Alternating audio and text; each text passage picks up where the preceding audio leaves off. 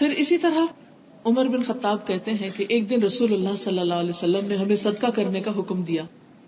اس موقع پر میرے پاس بھی مال تھا، چنانچہ میں نے دل میں کہا اگر میں ابو بکر سے آج سبقت لینا چاہتا ہوں تو لے سکتا ہوں، آج میں آپ سے آگے بڑھوں گا. چنانچہ میں نے اپنا آدھا مال آپ کی خدمت میں پیش کر دیا، اللہ کے راستے میں دیا. رسول اللہ صلی اللہ علیہ وسلم نے پوچھا تم نے اپنے گھر والوں کے لیے کیا چھوڑا؟ تو میں نے کہا کہ جتنا لایا ہوں اتنا ہی چھوڑ کر آیا ہوں. اتنے میں ابو بکر آ گئے اور انہوں نے بھی اپنا مال اللہ کے رسول صلی اللہ علیہ وسلم کی خدمت میں پیش کر دیا، یعنی ان کو دیا تاکہ وہ اللہ کے راستے میں خرچ کرے. آپ نے پوچھا ابو بکر کیا چھوڑ کر آئے ہو، گھر والوں کے لیے کیا چھوڑا ہے؟ کہا ان کے لیے اللہ اور اس کا رسول ہی کافی ہے. عمر کہتے ہیں تب مجھے کہنا پڑا کہ میں کسی بھی چیز میں ان سے آگے نہیں بڑھ سکتا، لیکن وہ ان سے آگے بڑھنے کی کوشش میں ہوتے تھے اور ہر وقت مقابلے میں ہوتے تھے کہ اچھا یہ کام کر رہے میں بھی کروں گا. ایسا کرنا بالکل جائز ہے، لیکن یہ تمنا کرنا کہ کاش یہ نہ کر سکے اور ان کو پتہ ہی نہ چلے اور میں ہی اکیلا کر جاؤں، تو یہ درست نہیں. نیکی میں بھی دوسروں کو شریک کرے، خیر اور بھلائی کے کاموں میں بھی دوسرے کے ساتھ مددگار بنے اور اس کی تمنا بھی کرے. پھر اسی طرح دوسری چیز یہ ہے حسد میں کہ دوسرے کی نعمت کو ناپسند کرنا، تو اس کی ہمیں اجازت نہیں. اور پھر تیسری قسم ہے اگر کوئی شخص اپنی کوشش میں لگا ہوا ہے کہ دل میں بات آ گئی اور اس کو میں نکال دوں تو اس کوشش پر اس کو اجر ملے گا، لیکن یہ حسد اس کو نقصان نہیں دے گا. تیسری قسم یہ ہے کہ انسان کے دل میں حسد آیا اور پھر اس کے بعد وہ دوسرے کی نعمت چھیننے کی کوشش میں لگ گیا، یہ حرام ہے اور اس پر پکڑ ہے. اب یہ دل کا گناہ ہے، پریکٹیکلی وہ اس کے مطابق کچھ کر رہا ہے، لیکن گناہ کا آغاز دل سے ہوا ہے تو اس پر پکڑ ہے، کیونکہ ان بعض الظن اثم، بعض گمان بعض خیال گناہ ہوتے ہیں. پھر آپ دیکھیے کہ حسد کرنا جو ہے یہ ایمان کی نفی کرتا ہے، ایمان کا دشمن ہے، اس سے ایمان میں کمی واقع ہو جاتی ہے. سنن نسائی کی روایت ہے، نبی صلی اللہ علیہ وسلم نے فرمایا کسی بندے کے دل میں ایمان اور حسد دو چیزیں اکٹھی نہیں ہو سکتی، حسد آئے گا تو ایمان نکل جائے گا. پھر اسی طرح حسد کرنے والا اپنے آپ کو نقصان دیتا ہے، کسی اور کو نہیں، کیونکہ جب وہ جلتا اور کوڑتا ہے تو کسی کو تو نہیں پتا ہوتا، وہ خود ہی تکلیف بھگت رہا ہوتا ہے. پھر یہ کہ وہ اللہ کی تقدیر پر اعتراض کر رہا ہوتا ہے کہ اللہ نے کیوں اس کو دیا. پھر اسی طرح یہ ہے کہ حسد کی بنا پر بہت سے گناہ اس کے لیے آسان ہو جاتے ہیں. تو لوگوں کے لیے خیر اسی میں ہے کہ وہ حسد نہ کریں. نبی صلی اللہ علیہ وسلم نے فرمایا لوگ اس وقت تک خیر پر رہیں گے جب تک وہ آپس میں حسد نہیں کریں گے، یعنی ان سے بھلائیاں ہی بھلائیاں پھوٹیں گی. نبی صلی اللہ علیہ وسلم نے فرمایا بہترین انسان صاف دل والا اور زبان کا سچا ہے. صاف دل والا، کلین ہارٹڈ. کسی نے پوچھا صاف دل والا کون ہے؟ آپ نے فرمایا پرہیزگار، پاک صاف، جس کے دل میں نہ گناہ ہو، نہ بغاوت اور نہ حسد. پوچھا گیا اس کے بعد کون ہے؟ آپ نے فرمایا جو دنیا کو برا سمجھتا ہو اور آخرت کو پسند کرتا ہو. تو افضل انسان کون ہے؟ جو زبان کا سچا اور دل کا صاف ہو. اور دل کا صاف کون ہے؟ جس کے دل میں تقویٰ ہو اور دل میں گناہ نہ ہو، بغاوت نہ ہو، حسد نہ ہو. پھر اسی طرح ایک تو یہ کہ یہ حاسد کے بارے میں بات تھی، اب محسود کے بارے میں کچھ بات کروں گی. محسود وہ جس سے حسد کیا جا رہا. نبی صلی اللہ علیہ وسلم نے فرمایا ہے کہ ہر صاحب نعمت سے حسد کیا جاتا ہے. جس کے پاس بھی کچھ ہوگا اس کے ساتھ کچھ نہ کچھ حسد ضرور ہوگا. کرنا کیا چاہیے؟ اگر آپ کو یہ محسوس ہو رہا ہے کہ لوگ آپ سے حسد کرتے ہیں تو آپ کیا کریں؟ کیا جوابی کارروائی شروع کر دیں جبکہ ہمارے ہاتھ میں کوئی دلیل بھی نہ ہو کسی کے بارے میں کچھ کہنے کی یا کسی چیز کی روک کی؟ کیونکہ حسد ایک چھپا ہوا گناہ ہے، چھپا ہوا وار ہوتا ہے دشمن کا. آپ نے فرمایا تم اپنی ضرورتوں کو پورا کرنے کے لیے ان کو رازداری میں رکھ کے مدد حاصل کرو. یعنی جو تمہارے منصوبے ہیں، پلانز ہیں، کام ہیں، ان کو تکمیل تک پہنچانے سے پہلے بہت ڈسکلوز نہ کرو. ہر ایک سے مت ڈسکس کرو کہ میں یہ کرنے جا رہا ہوں اور مجھے یہ اچیومنٹ ہو گئی اور ایسا ہو گیا ویسا، کیونکہ اس کا نقصان کیا ہوگا کہ وہ کام ہونے سے رہ جائے گا. پھر ہمیں بہت خوبصورت صورت سکھائی گئی کہ جس میں حاسد کے حسد سے بچنے کی دعا ہے. کیا دعا ہے؟ قل اعوذ برب الفلق من شر ما خلق ومن شر غاسق اذا وقب ومن شر النفاثات في العقد ومن شر حاسد اذا حسد. اللہ کی پناہ میں اپنے آپ کو دے دیں. تو انشاءاللہ جب اللہ سبحانہ وتعالیٰ آپ کی حفاظت کریں گے تو کوئی حاسد آپ کو نقصان نہیں دے سکتا. اور پھر بہت خوبصورت دعا بھی سکھائی گئی. حضرت عائشہ کہتی ہے کہ نبی صلی اللہ علیہ وسلم جب کبھی بیمار ہوتے تو جبریل علیہ السلام انہیں یہ پڑھ کر دم کرتے: بسم اللہ ارقیک من کل داء یشفیک من شر حاسد اذا حسد ومن شر کل ذی عین. اس کا معنی کیا ہے؟ اللہ کے نام سے میں آپ کو دم کرتا ہوں، آپ کو جھاڑتا ہوں کہ وہ آپ کو ہر بیماری سے شفا عطا کرے، حاسد کے شر سے جب وہ حسد کرنے لگے، اور ہر نظر بد والے کے شر سے. تو اس سے یہ بات بھی پتہ چلتی ہے کہ حاسد کے شر سے بچنے کے لیے انسان دوسرے سے دم کروا سکتا ہے. یعنی جیسے جبریل علیہ السلام نبی صلی اللہ علیہ وسلم کے اوپر پڑھتے تھے، اسی طرح آپ اپنے بچے پہ پڑھ سکتے ہیں، آپ کے پیرنٹس آپ پہ پڑھ سکتے ہیں، کوئی بہن بھائی آپ پر پڑھ سکتا ہے. کیونکہ جب انسان کسی کی نظر کا شکار ہوتا ہے یا حسد کا شکار ہوتا ہے تو بعض اوقات طبیعت کے اندر ایسی کمزوری، ایسی بیماری آنے لگتی ہے کہ جس کا کوئی سبب اور ریزن نہیں پتا چلتا. بعض لوگ کہتے ہیں نا کہ ہم نے سارے ٹیسٹ کرا لیے، سب کچھ کلیئر ہے، کچھ بھی نہیں، لیکن پھر بھی ہم اچھا فیل نہیں کرتے. تو بعض امراض روحانی ہوتے ہیں. اور یہ حدیث جو ہے یہ مسند احمد کی حدیث ہے. اس سے پتہ چلتا ہے کہ جبریل علیہ السلام، حالانکہ نبی صلی اللہ علیہ وسلم خود اللہ کے پیغمبر تھے، خود بھی اپنے اوپر پڑھ سکتے تھے، لیکن جبریل علیہ السلام خاص طور پر آپ کے لیے پڑھتے تھے. اس لیے کہ دوسرے کا جو پڑھنا ہے یا ہاتھ پھیرنا ہے یا عیادت کرنا ہے اور عیادت کے وقت دعا دینا ہے، وہ مریض کو کمفرٹ کرتا ہے، اس کے لیے باعث آرام اور سکون ہوتا ہے. پھر اس کے بعد اگلی بات ہے ولا تناجشو، ایک دوسرے کو دھوکہ نہ دو. ایک دوسرے کو دینے کا مطلب یہ نہیں کہ کوئی دے تو پھر نہ دیں، کوئی بھی کسی کو نہ دے. اور اس کے پہلے میں نے مثال دی کہ جیسے اگر کوئی شخص خود خریدنا نہیں چاہتا لیکن دوسرے کا ریٹ بڑھانے کے لیے بولی دے رہا ہے تو یہ چیز درست نہیں. کاروبار میں جھوٹ بولنا، دھوکہ دینا، دھوکے سے چیز بیچنا اللہ سبحانہ تعالیٰ کے نزدیک سخت ناپسندیدہ ہے. ابن ابی اوفا کہتے ہیں کہ ناجش یعنی جو ایسا کرتا ہے دھوکے باز، سود خور اور خائن ہے، خیانت کرنے والا ہے. اور پھر نبی صلی اللہ علیہ وسلم نے فرمایا کہ فریب یا دھوکہ دوزخ میں لے جائے گا.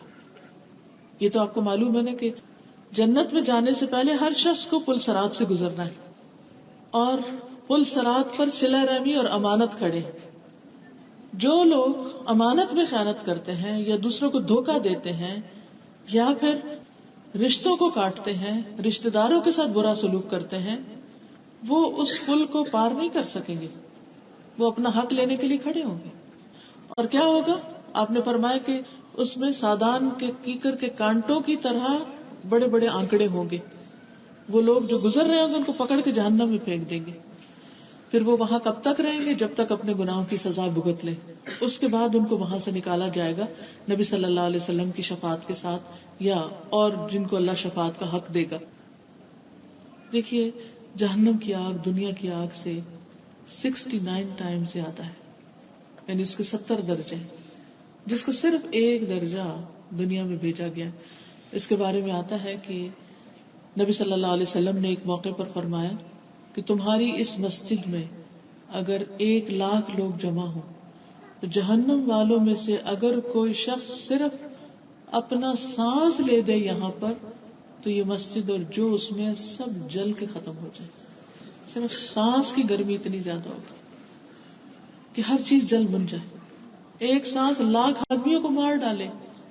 سوچیے وہ کتنی شدید گرمی ہوگی اس کی، اور اس انسان کا حال کیا ہوگا جو اس آگ کے اندر جل رہا ہوگا. کیا ہم تصور کر سکتے کہ جیسے لکڑی کو آگ میں رکھتے تو کوئلے آگے بنے ہوتے ہیں، انسان کا ہاتھ اسی طرح کوئلوں کی طرح دیکھ رہا ہو؟ امیجن کر سکتے؟ اللہ تعالیٰ ہمیں ہر قسم کے شر سے بچائے، اور خاص طور پر جہنم کے آگ سے. ان عذابہا کان غراما، اس کا عذاب تو جان کا لاگو ہے، وہ کوئی معمولی چیز نہیں ہے. انہا لظا نزاعۃ للشوی، وہ تو ایک شعلہ ہے جو کھال کو چاٹ ڈالے گا.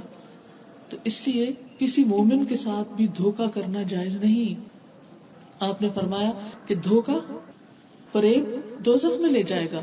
اور جو شخص ایسا کام کرے جس کا ہم نے حکم نہیں دیا، یعنی دین میں ہے ہی نہیں، نہ قرآن میں ہے، نہ سنت میں، نہ صحابہ نے کیا ہے، تو وہ مردود ہے، ریجیکٹڈ ہے، وہ نیکی قبول ہی نہیں ہوگی، کیونکہ ہم نے بتایا نہیں ایسا کچھ کام کرنے کو. اور یہ دینی امور کے بارے میں، دنیا کا نہیں کہ انسان یہ کہے کہ اچھا نبی صلی اللہ علیہ وسلم نے قمیص شلوار نہیں پہنی تھی تو ہمیں بھی نہیں پہننی چاہیے، ایسا نہیں ہے. جو معاملات ہیں یہ دنیاوی امور کی چیزیں ہیں، تو آپ نے فرمایا تھا انتم اعلم بامور دنیاکم، تم اپنے دنیا کے معاملات کو زیادہ بہتر جانتے. ڈریس کوڈ، اس کی حدود، اس کی لمٹس بتا دی گئی، لیکن یہ نہیں بتایا گیا کہ یہ کپڑا پہنو یا یہ پہنو. جو بھی حیا کے تقاضے پورے کرے اس کو پہننے میں کوئی حرج نہیں ہے. پھر مردوں کے لیے ریشم نہیں ہونا چاہیے، عورتوں کے لیے سی تھرو لباس نہیں ہونا چاہیے. ساری شرائط کنڈیشنز بتا دی گئی، ان کو فلفل کرنا ضروری ہے. لیکن یہاں جس چیز سے منع کیا جا رہا ہے وہ ہے عقیدے اور عبادت میں خود ساختہ باتیں نکالنا. ایسے کاموں کو عبادت سمجھ کے، نیکی سمجھ کے، برکت کا کام سمجھ کے کرنا جس کا حکم نہ قرآن مجید میں آیا، نہ نبی صلی اللہ علیہ وسلم نے کیا، نہ آپ کے ساتھیوں نے کیا. اب مثال کے طور پر آپ دیکھیں کہ ہمارے ملک میں زور شور کے ساتھ نبی صلی اللہ علیہ وسلم کو برتھ ڈے منایا جاتا ہے. میں پوچھتی ہوں لوگوں سے کہ مجھے کوئی ایک دلیل دے دیں کہ نبی صلی اللہ علیہ وسلم نے اپنا برتھ ڈے یا میلاد کس دن منایا تھا، وہ تاریخ کیا تھی، آپ کے صحابہ نے کس جگہ پر منایا تھا، اور اس دن آپ نے کیا کیا نعتیں پڑھی تھی، وہاں پر کیا کیا کھانے تقسیم ہوئے تھے. کوئی ایک سنگل ایسا انسیڈنٹ بتا دے، ہے ہی نہیں. لیکن اس کو اتنا زیادہ پروموٹ کر دیا گیا کہ یوں لگتا ہے سارا دین ہی یہی ہے، اور اصل دین سے ہٹ گئے ہیں. جو چیزیں فرض کے درجے میں تھی ہم پر، ان کا ہم اہتمام نہیں کرتے، اور جن چیزوں کا حکم نہیں ان چیزوں کو ہم نے اتنا زیادہ ہائی لائٹ کر دیا کہ اصل دین سے پھر گئے. پھر اسی طرح دھوکہ دینے والوں کے بارے میں ایک اور روایت میں بھی آتا ہے، رسول اللہ صلی اللہ علیہ وسلم نے فرمایا 3 آدمی ایسے ہیں جن سے اللہ تعالیٰ قیامت کے دن بات بھی نہیں کرے گا، انہیں پاک بھی نہیں کرے گا، اور ان کے لیے بہت سخت دکھ دینے والا عذاب ہے. ایک وہ شخص جس کے پاس راستے میں زیادہ پانی ہو اور وہ مسافر کو اس میں سے نہ پلائے، یعنی دوسرے پیاسے اور وہ پانی نہیں دے رہا. دوسرا وہ شخص جو امام سے بیعت کرے اور بیعت کی غرض صرف دنیا کمانا ہو، امام کچھ دے تو بیعت پوری کرے ورنہ اسے توڑ دے، اس کی پارٹی چھوڑ دے. تیسرا وہ شخص جو کسی دوسرے کو کچھ مال و متاع اثر کے بعد بیچ رہا ہو اور قسم کھائے کہ اسے اس سامان کی اتنی قیمت مل رہی تھی، پھر خریدنے والا اسے سچا سمجھ کر اس مال کو لے لے حالانکہ اس کی قیمت اتنی مل نہیں رہی تھی. تو اس سے بھی کیا پتہ چلتا ہے، اور خاص طور پہ اثر کا کیا بتایا گیا، کیونکہ اس وقت سارے لوگ اپنے کام کاروبار سمیٹ رہے ہوتے ہیں. تو انسان کیا چاہتا ہے کہ مثلا اس کے پاس اگر پھل ہے تو پھل بک جائے، اگر سبزی ہے تو وہ بک جائے، کیونکہ اگلے دن تک تو باسی ہو جائے گا، خراب ہو جائے گا، تو وہ جھوٹی قسم کھا کے بیچنے کی کوشش کرتا ہے. تو یہ دھوکہ جو ہے یہ بھی انسان کو آگ میں لے جانے والا ہے. اگر لوگ ان تعلیمات کو جانیں اور اس دھوکے سے باز آ جائیں تو لوگوں کی زندگی کتنی آسان ہو جائے. آج کسی سے بھی معاملہ کرتے وقت سب سے زیادہ اس بات کا ڈر لگتا ہے کہ کہیں یہ فراڈ نہ ہو، کیونکہ سامنے کچھ ہے، دل میں کچھ ہے، اندر کچھ ہے، باہر کچھ، زبان پہ کچھ ہے، حقیقت میں کچھ ہے. چاہے شادی بیاہ کا معاملہ ہو، رشتوں کے لین دین ہو، یا کاروبار کا معاملہ ہو، یا خرید و فروخت کا معاملہ ہو، ہر جگہ دھوکہ ہی دھوکہ نظر آتا ہے. ہر جگہ دجل اور فریب ہی نظر آتا ہے. کاش ایسے لوگ ایک دفعہ یہ حدیث پڑھ لیں کہ اس کا انجام کتنا برا ہے. دنیا کے 4 پیسوں کی خاطر، تھوڑے سے نفع کی خاطر اپنے آپ کو اتنی بڑی ہلاکت اور مصیبت میں ڈالنا کوئی عقل مندی کی بات نہیں ہے. پھر اسی طرح یہ ہے کہ دھوکہ دینے والے کو خبردار بھی کرنا چاہیے. ایک آدمی نبی صلی اللہ علیہ وسلم کے پاس آیا اور کہنے لگا کہ مجھے خرید و فروخت میں دھوکہ دے دیا جاتا ہے، میرے ساتھ لوگ فراڈ کر جاتے ہیں. آپ نے فرمایا جب تم خرید و فروخت کرو تو کہا کرو کہ مجھے دھوکہ نہ دو، یعنی اس وقت بھی امر بالمعروف اور نہی عن المنکر کرو.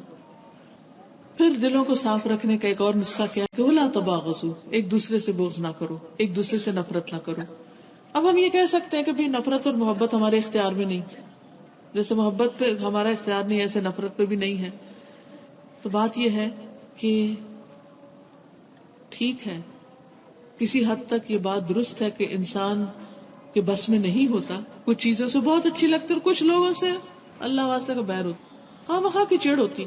کیونکہ کچھ روحیں جب پیدا کیا اللہ نے ان کو تو اس وقت آپس میں ملی تھی، ان میں محبت پیدا ہوگی، وہ دنیا میں بھی ایک دوسرے سے محبت کرتے ہیں، ہاں وہ ایک جگہ پر نہ بھی رہتے ہیں.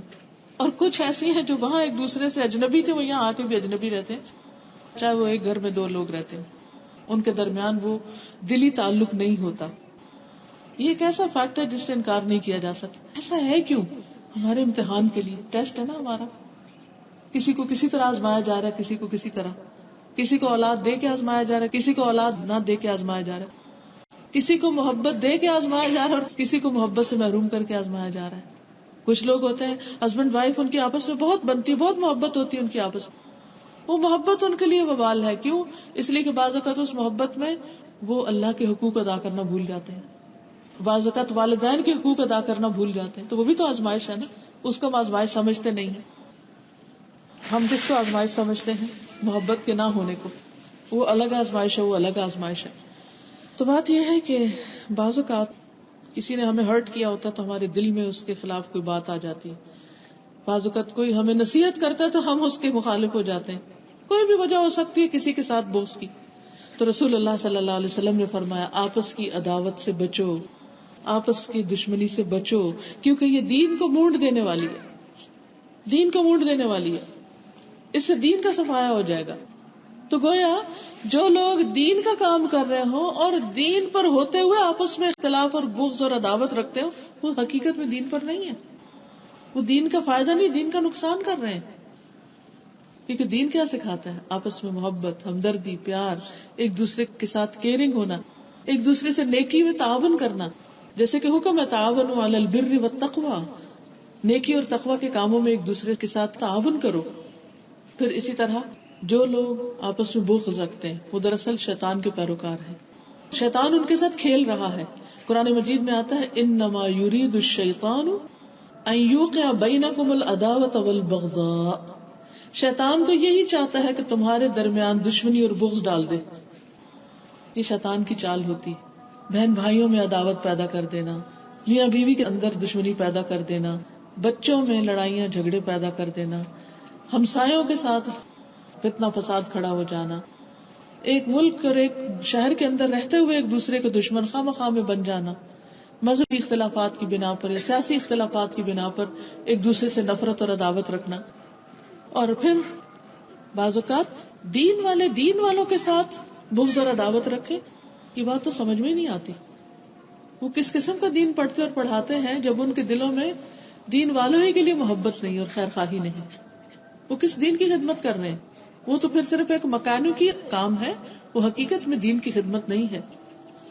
اور وہ شیطان کے آلہ کار بنے ہوئے ہیں, شیطان کے ہتھے چڑھے ہوئے ہیں اور وہ ان کے ساتھ کھیل رہا ہے. پھر اسی طرح نبی صلی اللہ علیہ وسلم نے خاص طور پر انصار سے محبت کرنے کے لیے کہا, کیونکہ انہوں نے دین کی سپورٹ کی تھی, دین کی مدد کی تھی. برا بن عازب کہتے ہیں میں نے رسول اللہ صلی اللہ علیہ وسلم کو فرماتے ہوئے سنا کہ انصار سے تو مومن ہی محبت رکھے گا اور ان سے بغض صرف منافق ہی رکھے گا. جو انصار سے محبت رکھے گا تو اللہ تعالیٰ اس سے محبت رکھے گا, اور جو انصار سے دشمنی کرے گا اللہ اس سے دشمنی رکھے گا. جو ان سے بغض رکھے گا اللہ تعالیٰ اسے ناپسند کرے گا. اور ویسے بھی ہمیں ایک دوسرے سے محبت کرنے کا حکم ہے.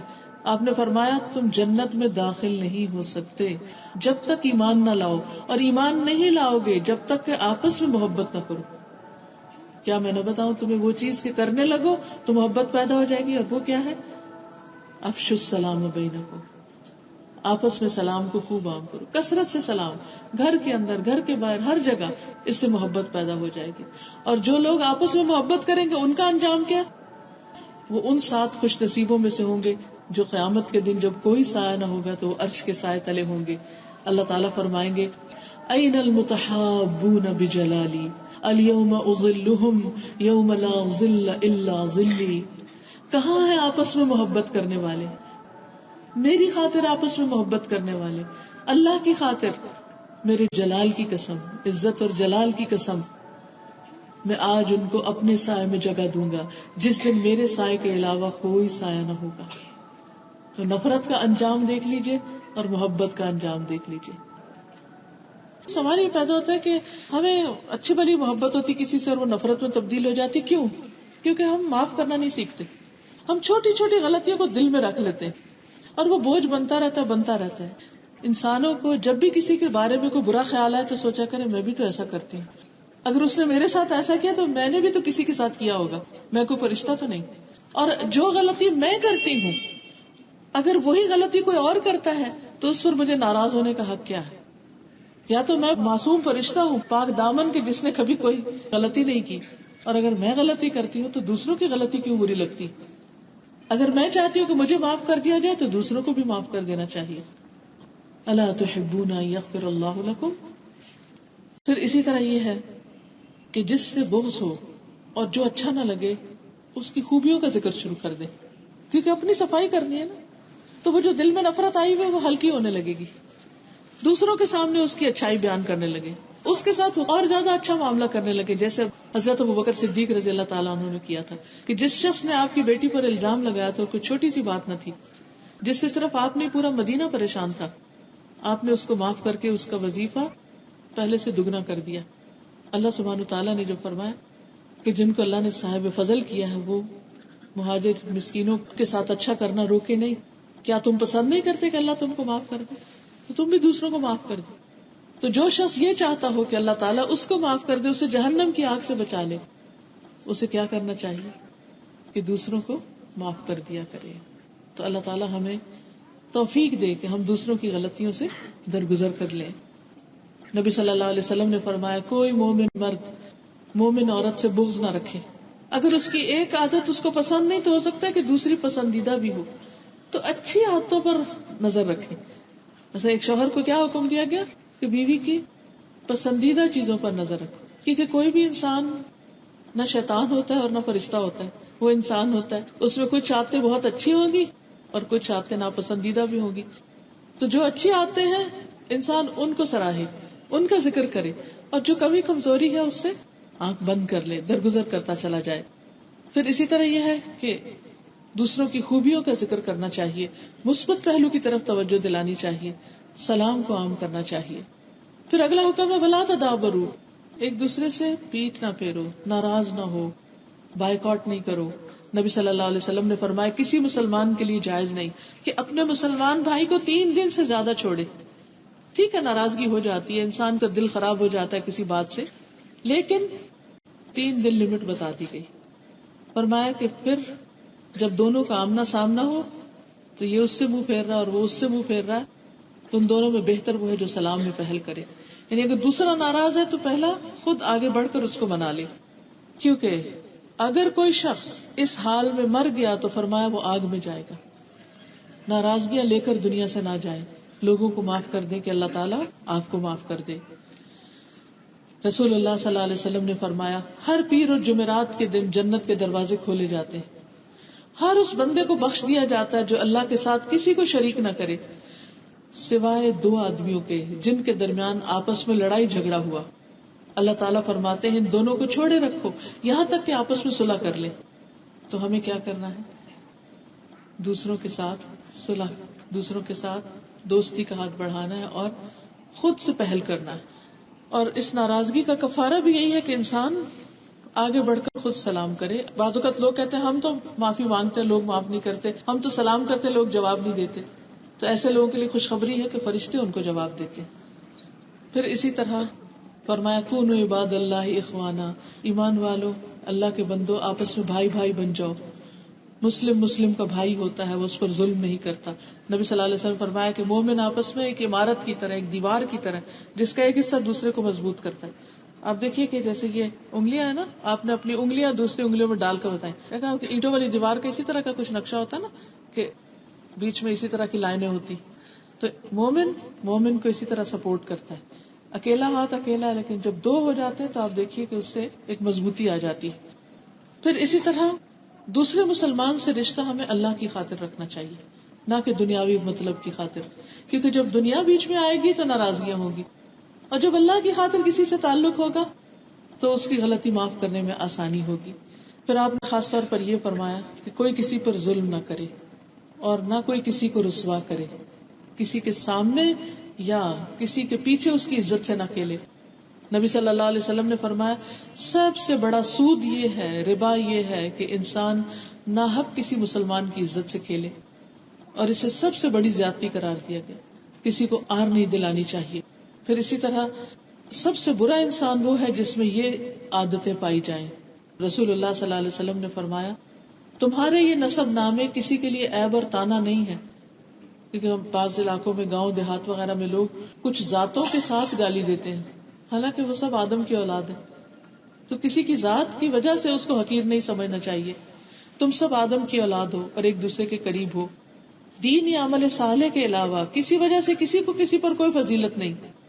آدمی کے برا ہونے کے لیے یہی کافی ہے کہ وہ فحش گو، گالیاں دے، بد کلام ہو، بد اخلاق ہو، بخیل ہو اور بزدل ہو. ہمیں تو کیا کرنا چاہیے کہ کسی کو رسوا کرنے کی بجائے اس کی مدد کرنی چاہیے. نبی صلی اللہ علیہ وسلم نے فرمایا کہ جو شخص کسی مسلمان کی عزت کی حفاظت کرتا ہے، اس کو پروٹیکٹ کرتا ہے، اس کو ڈیفینڈ کرتا ہے، تو ایسے شخص کا اللہ تعالیٰ پر حق ہے کہ قیامت کے دن جہنم کی آگ کو اس سے دور کر دے. یعنی اگر آپ کسی مجلس میں بیٹھے ہیں تو کسی کے خلاف بات شروع ہو جائے تو آپ کا کیا فرض بنتا ہے؟ آپ اس شخص کے بارے میں اچھی بات کہیں، اس سبجیکٹ کو چینج کر دیں. اس کا اتنا بڑا صلہ ہے کہ ایسا شخص جہنم کی آگ سے محفوظ ہو جائے گا. پھر مومن کا بھائی ہے، فرمایا اس کے سامان کی حفاظت کرتا ہے، اس کی غیر موجودگی میں اس کا دفاع کرتا ہے، اس کے بارے میں اچھے کلمات کہتا ہے. پھر اسی طرح جھوٹ بولنا منافقت کی علامت ہے. فرمایا لا یکذبہ، نبی صلی اللہ علیہ وسلم نے فرمایا کہ 4 باتیں جس کے اندر ہوگی وہ پکا خالص منافق. اور منافق کا انجام آپ کو معلوم ہے کیا ہے؟ وہ جہنم کے سب سے نچلے گڑھے میں ہوگا. حتیٰ کہ مذاق میں بھی جھوٹ بولنا جائز نہیں. نبی صلی اللہ علیہ وسلم کو جب کسی کے بارے میں پتا چلتا کہ وہ جھوٹ بولتا ہے تو آپ کا اس سے رویہ تبدیل ہو جاتا تھا، آپ اس کو سخت ناپسند کرتے تھے. اور جھوٹ اور ایمان بھی الگ الگ چیزیں ہیں، ایک جگہ نہیں جمع ہوتی.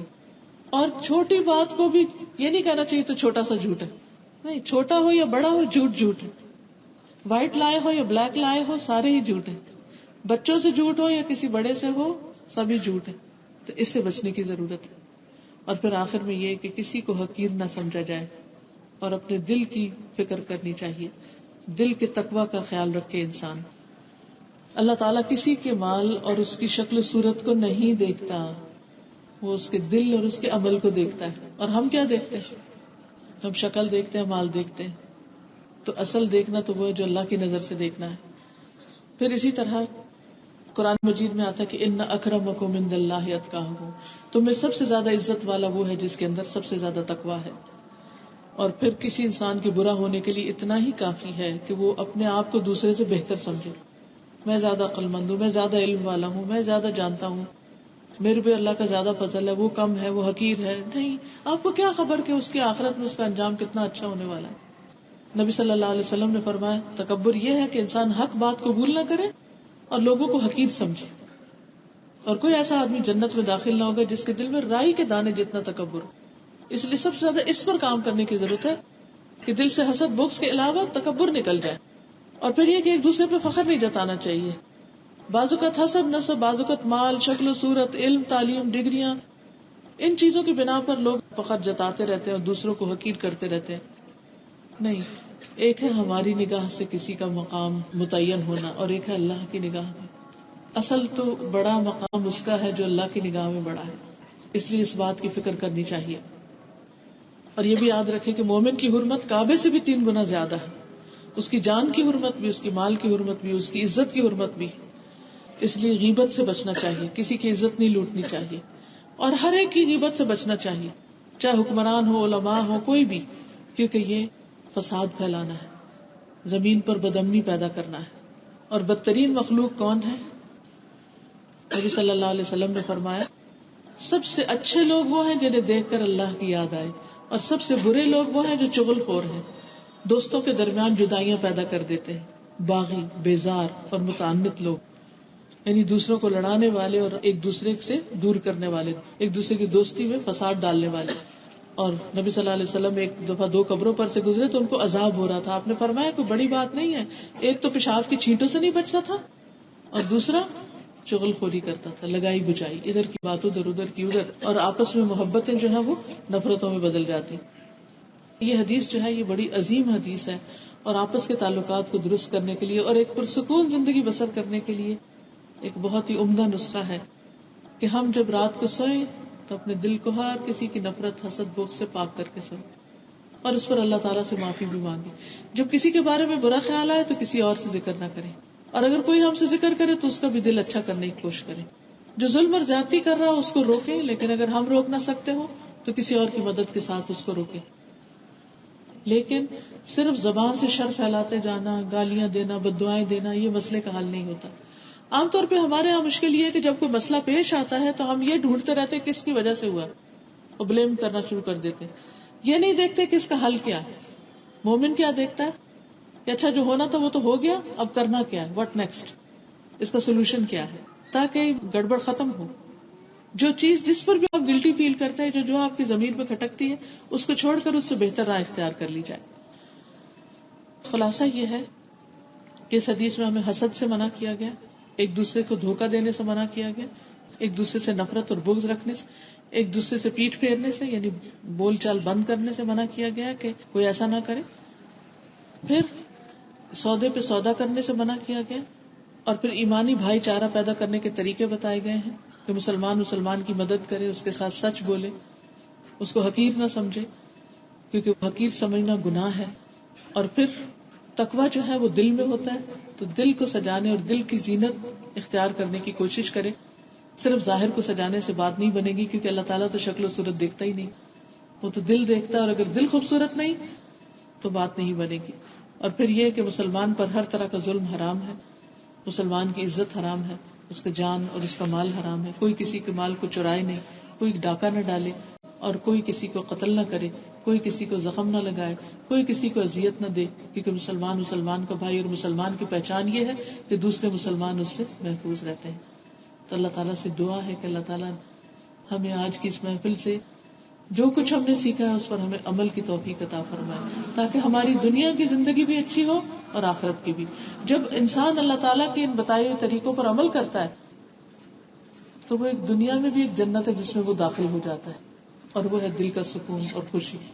امام ابن تیمیہ نے کہا تھا کہ دو جنتیں ہیں، ایک آخرت کی، ایک دنیا کی. جو دنیا کی جنت میں داخل نہیں ہو وہ وہاں نہیں داخل ہو سکتا.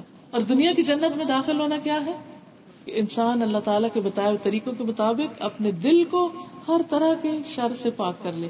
جب وہ ہر شر سے پاک ہوگا تو پھر کیا ہوگا، ایسے لگے گا جیسے جنت میں رہ رہا ہے، کوئی چیز اس کو بادر نہیں کرے گی، اس کے لیے خوشی ہی خوشی ہوگی، اطمینان ہی اطمینان ہوگا. وآخر دعوانا ان الحمد للہ رب العالمین. اب اس حدیث کو ایک دفعہ عربی میں سن لیجیے تاکہ دہرائی ہو جائے، جن لوگوں کو کچھ سمجھ میں آتی ہے اسے انجوائے کریں گے. أخوة الإسلام. عن أبي هريرة رضي الله عنه قال قال رسول الله صلى الله عليه وسلم لا تحاسدوا ولا تناجشوا ولا تباغضوا ولا تدابروا ولا يبع بعضكم على بيع بعض وكونوا عباد الله إخوانا. المسلم أخو المسلم لا يظلمه ولا يخذله ولا يكذبه ولا يحقره. التقوى هاهنا. ويشير إلى صدره 3 مرات. بحسب امرئ من الشر أن يحقر أخاه المسلم. كل المسلم على المسلم حرام دمه وماله وعرضه. سبحان اللہ والحمد للہ ولا الہ الا اللہ واللہ اکبر ولا حول ولا قوة الا باللہ العلی العظیم. اللہم صل علی محمد وعلى آل محمد كما صلیت علی ابراہیم وعلى آل ابراہیم انک حمید مجید. اللهم بارك على محمد وعلى آل محمد كما باركت على إبراهيم وعلى آل إبراهيم إنك حميد مجيد. ربنا آتنا في الدنيا حسنة وفي الآخرة حسنة وقنا عذاب النار. ربنا لا تزغ قلوبنا بعد إذ هديتنا وهب لنا من لدنك رحمة إنك أنت الوهاب. ربنا هب لنا من أزواجنا وذرياتنا قرة أعين واجعلنا للمتقين إماما. يا حي يا قيوم برحمتك أستغيث لا إله إلا أنت سبحانك إني كنت من الظالمين. لا حول ولا قوة إلا بالله. لا إله إلا الله. لا نعبد إلا إياه. لہ النعمۃ ولہ الفضل ولہ الثناء الحسن لا الہ الا اللہ مخلصین لہ الدین ولو کرہ الکافرون. یا رب العالمین یا ارحم الراحمین، جو کچھ ہم نے پڑھا ہے سنا ہے ہمیں عمل کی توفیق عطا فرما. اللہ ہمارے اخلاق سنوار دے، ہمارے دلوں کو سنوار دے، ہمیں ایمان اور تقوی نصیب فرما. یا اللہ تو ہماری اصلاح کر دے، ہمیں شیطان اور اپنے نفس کے شر سے محفوظ رکھ. یا اللہ ہمیں بہترین اخلاق دے جو میزان میں بہت بھاری نیکی ہے. یا رب العالمین تو ہمیں لوگوں کے درمیان کانٹا بن کر نہیں پھول بن کر رہنے کی توفیق عطا فرما.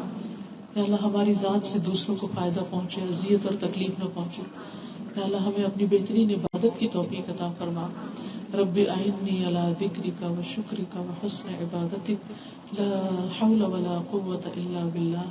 یا اللہ جتنی بھی بہنیں یہاں آئی ہیں ان کا آنا قبول فرما، جو کچھ سنا ہے سننے کو قبول فرما، اور ہمارے اس آج کی رات میں برکت پیدا کر دے، ہمارے اعمال میں تبدیلی پیدا کر دے، ہمارے دلوں کو بدل دے. یا رب ہمارے دل بدل دے تاکہ ہم تجھ سے محبت کرنے والے ہوں، تیرے سب سے بڑھ کر وفادار ہوں. ہماری آنکھوں کو اپنی عبادت سے ٹھنڈا کر دے. یا اللہ نماز کو ہماری آنکھوں کی ٹھنڈک بنا دے.